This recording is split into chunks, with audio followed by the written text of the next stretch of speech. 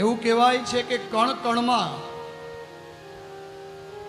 ઈશ્વર છે એવું એને બતાવી દીધું, અને બતાવવું પડે એમ જ હતું. હિરણ્યકશિપુ અને ભગવાન નૃસિંહનું યુદ્ધ ઘણો સમય ચાલ્યું છે. ભાગવતજી એવું કહે છે, સીધો જ કંઈ ઢસડીને લઈ ગયા નથી ઉમરા વચ્ચે. ગદાથી એકબીજાનું યુદ્ધ થયું છે ઘણો સમય સુધી. સ્તંભમાંથી ભગવાન પ્રગટ થયા અને કણ કણમાં હું છું એવો ભરોસો દેવડાવ્યો. દરેક જગ્યામાં હું છું. એટલે તો બધા શાંત કરવા માટે જાય છે પણ થતા નથી. અને હવે ભગવાન શાંત થાય છે પણ ક્યારે થાય છે? જ્યારે પ્રહલાદજી જાય છે ત્યારે. બધાએ કીધું કે ભગવાન તારી માટે આવ્યા છે, પ્રહલાદ તું જાને તો કદાચ એ શાંત થાય. ભાગવતજી એવું કહે છે કે બ્રહ્માદય સુરગણા મુનયોથ વિસિદ્ધા. ઘણા બધા આમાં લખ્યું છે. એ જ સમયે બ્રહ્મા, ઇન્દ્ર, શંકર વગેરે ઋષિઓ, પિતૃઓ, સિદ્ધો, વિદ્યાધરો, મહાનાગો, મનુઓ, પ્રજાપતિઓ, ગંધર્વો, અપ્સરાઓ,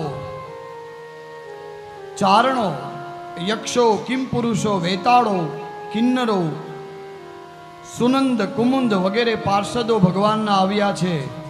અને એની સાથે લક્ષ્મીજી પણ આવ્યા છે. લક્ષ્મીજીને કીધું કે તમે જાઓ તો કે આવું રૂપ કોઈ દી જોયું નથી.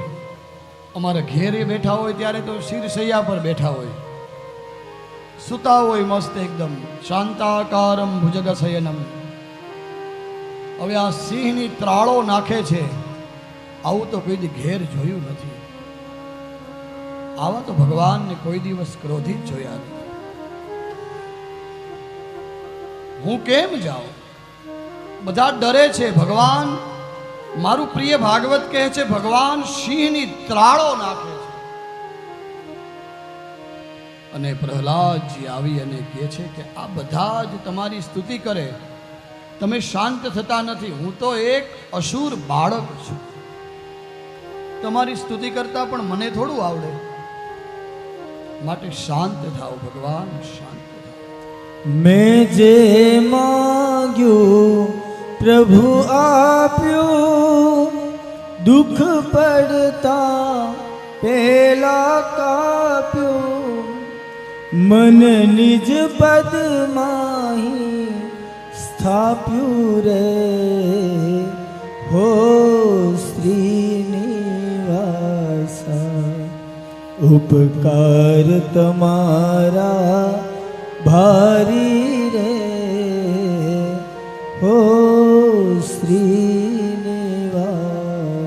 પ્રહલાદજી ઉપર દુઃખ પડે એ પહેલા જ ભગવાન સ્તંભમાંથી પ્રગટ થઈ અને એનું દુઃખ છે એને કાપી નાખ્યું. અને ભગવાને એના ખોળામાં બેસાડ્યો છે. અને એક ગાય એક વાછરડાને જેમ ચાટે ને એમ જીભથી ભગવાન પ્રહલાદને ચાટવા લાગ્યો છે. મારો પ્રહલાદ, મારો પ્રહલાદ, મારો પ્રહલાદ. ભગવાન એમ કહે છે કે પ્રહલાદ, મને આવવામાં ઘણું બધું મોડું થયું છે એવું મને લાગે છે દીકરા.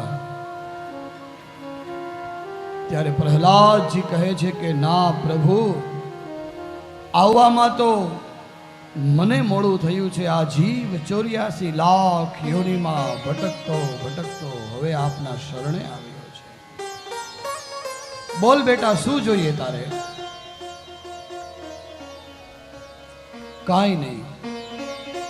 જો તમે કૃપા કરો ને તો એક વસ્તુ માંગુ. શું જોઈએ? તો કે મારા પિતાની ગતિ થાય એવું કરો. ત્યારે ભગવાને એમ કીધું કે પ્રહલાદ, તારા પિતાની તો ગતિ થશે જ, પણ જા દીકરા, હું તને આજે વચન આપું છું, આજ પછી હું તારા કુળમાં કોઈને મારીશ નહીં. જા દીકરા, હું તને વચન આપું છું.